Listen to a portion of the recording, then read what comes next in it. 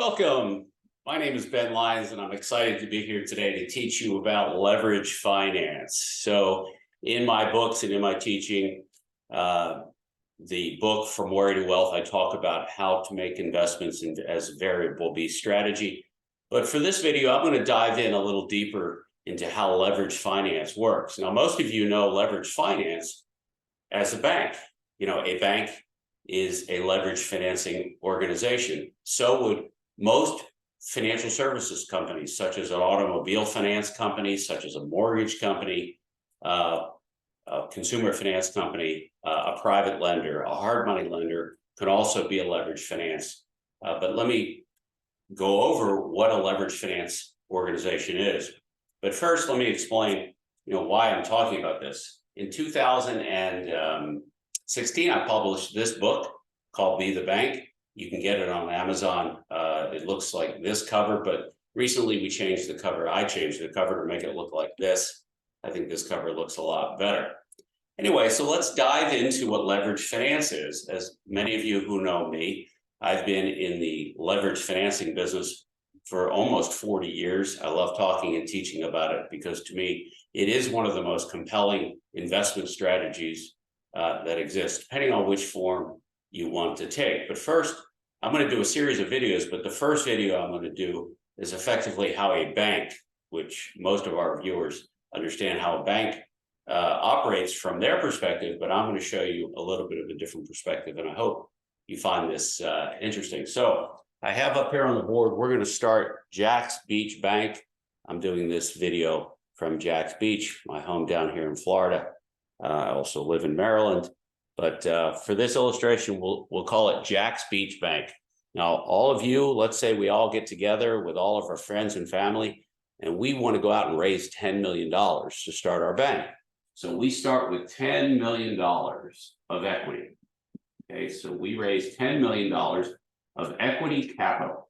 So equity capital. So we start with that.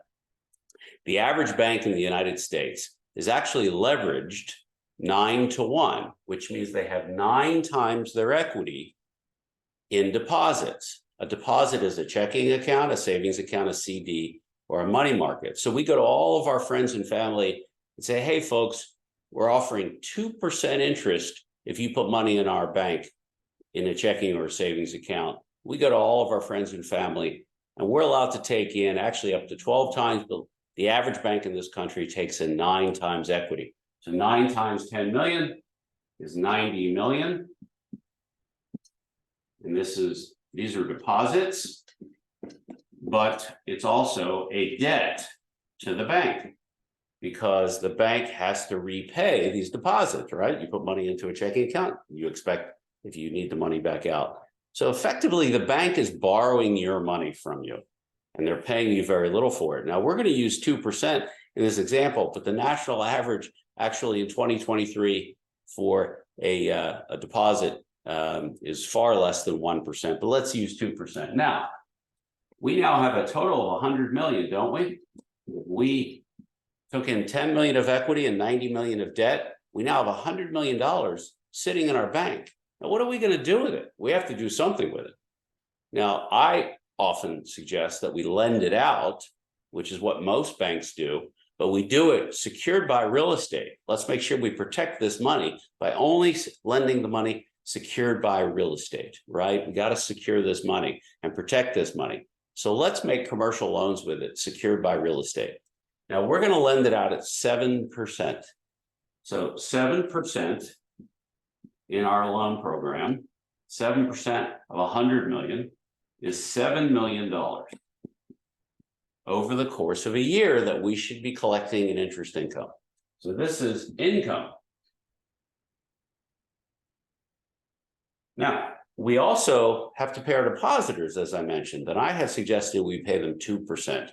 So it'd be 2% of 90 million. 2% of 90 million is $1.8 million.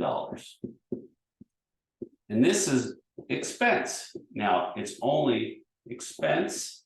It's only interest expense, okay? Because we have to pay our checking, savings, CD, and money market depositors, right? We pulled in all of our family and friends' money in deposits, so we now have to pay them 2%. So what do we have left over? We have 5.2 million.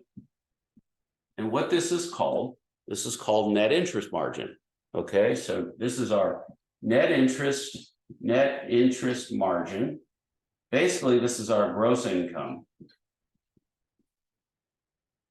And the reason it's gross income is we still have to pay for the overhead of the bank. Now, here's the good news. We only have a $100 million bank. That is a very small bank. We could probably get away with just a handful of employees. So we're going to assume that our expenses are going to run us about $2 million. So let's put expenses. These would be operating expenses to run this $2 million bank. I'm sorry, this $100 million bank. So what's left over? 3.2 million. So this would be considered our net income. Another way of saying net income is profit. This would be our profit. Now get a load of this, folks. We made 3.2 million in our Jacks Beach Bank. We only put up 10 million total. So what is the return on equity or the rate of return to the capital that we put in this bank? Well, of course it is. It's 32%, right? If you are in 3.2 million on a $10 million investment, you are in 32% on your money. So this is an example of how leverage finance works at most banks in the United States. Thanks for watching, and we'll see you on the next video that will talk a little bit more about private mortgage lending, but structurally and fundamentally the same idea. Thanks for watching.